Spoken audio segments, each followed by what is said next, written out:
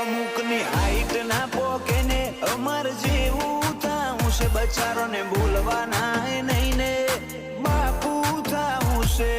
Height ના પોકે ને અમર જેવું થાવું છે, બોલવાના નહીં ને દરબાર થાવું છે.